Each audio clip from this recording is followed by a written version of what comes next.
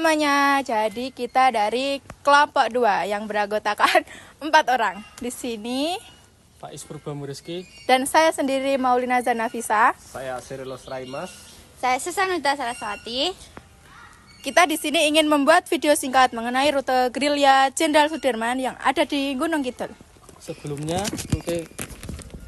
rute gerilya Jenderal Sudirman adalah perjalanan panjang dan penuh perjuangan yang dilakukan Panglima Besar Jenderal Sudirman, pemimpin pasukan TNI, melakukan perang gerilya melawan Belanda pada masa agresi militer Belanda II pada tahun Desember 1948 sampai Juli 1949.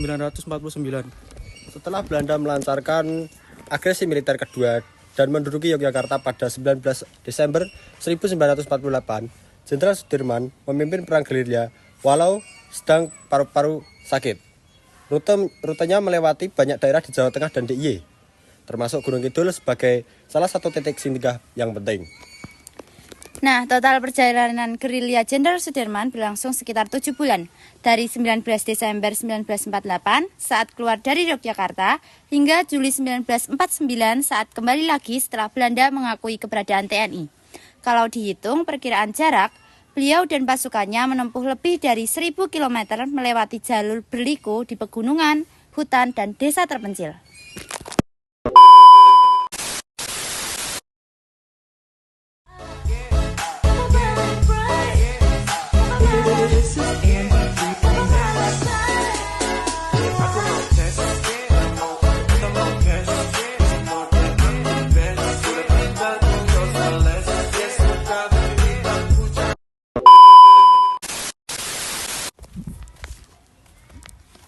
Menurut Surat Gunung Kidul, stasiun radio Auripisi 2 merupakan salah satu dari 39 stasiun radio yang tersebar di seluruh Indonesia kala itu.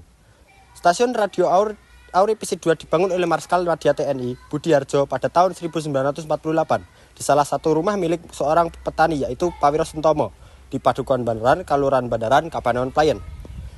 Pengelola monumen stasiun radio Pisi 2 sekaligus keturunan generasi kedua Pawiro Sentomo, Sutaryo, mengatakan bahwa stasiun radio ini dahulu dibangun setelah agresi militer Belanda kedua sedang berlangsung.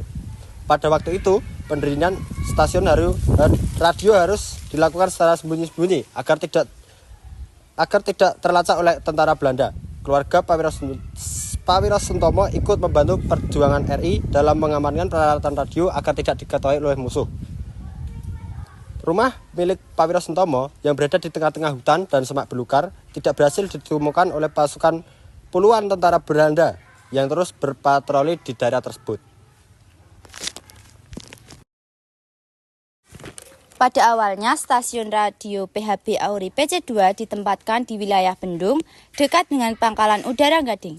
Namun, seiring dengan kegiatan pergerakan politik, militer, dan komunikasi, peralatan radio ini dipindahkan ke rumah Pawiro Sentomo di Bandaran. Aktivitas penyiaran Auri PC2 hanya berlangsung selama 1 tahun, dari tahun 1948 sampai 1949. Usai serangan 1 Maret di Yogyakarta berhasil diluncurkan, hingga berlanjut kepada upaya diplomasi pemerintah RI dan Belanda melalui PBB dan perebutan kembali kota Yogyakarta. Setelah kota Yogyakarta berhasil direbut kembali, kemudian tempat ini dibuat menjadi monumen yang diresmikan langsung oleh Gubernur DIY kala itu, yaitu Sri Sultan Hamengkubuwono ke-9 tahun 1984. Saat ini, monumen stasiun radio PHB Auri PC2 masih terawat dengan baik dan kerap dikunjungi oleh pelajar dan masyarakat untuk melihat saksi bisu perjuangan bangsa Indonesia melawan penjajahan Belanda.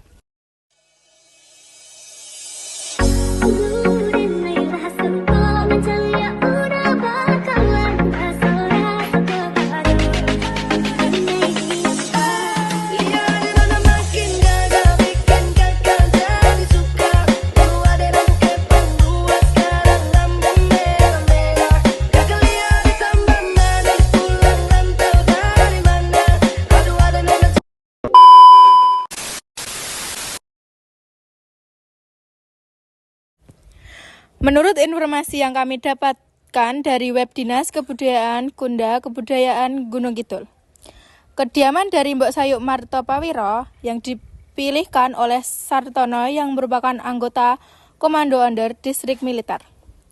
Palian setelah sebelumnya diperintahkan oleh Kapten Suparjo Reosta, yang merupakan pegawai dari Panglima Besar Jenderal Sudirman. Sekitar pukul 2, Panglima Besar Jenderal Sudirman beserta rombongan tiba di kediaman Mbok Sayuk pada tanggal 20 Desember 1948.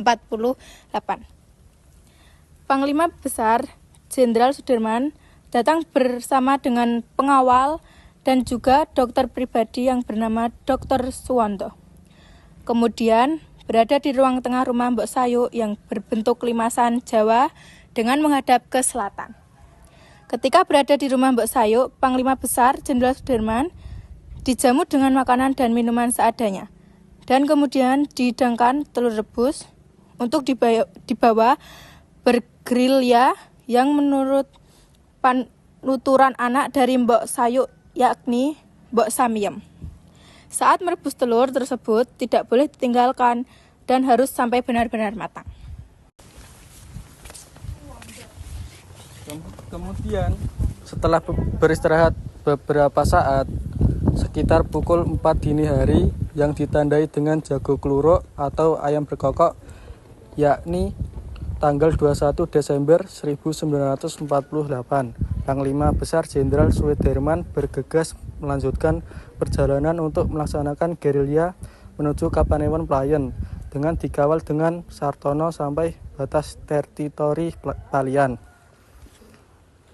Tidak banyak orang yang mengetahui bahwasanya lokasi tersebut yang disampaikannya berdiri monumen tersebut pernah disuguhi oleh Panglima Besar Jenderal Sudirman. Lokasinya sangat tidak tragis yang memang untuk tempat pelindung agar tidak mudah dilacak dan diketahui oleh pihak Belanda. Jadi itulah video singkat dari kelompok 2. Ada kurang dan salahnya kami mohon maaf. Saya Sirilus Raimas dari perwakilan kelompok 2 pamit undur diri. Terima kasih.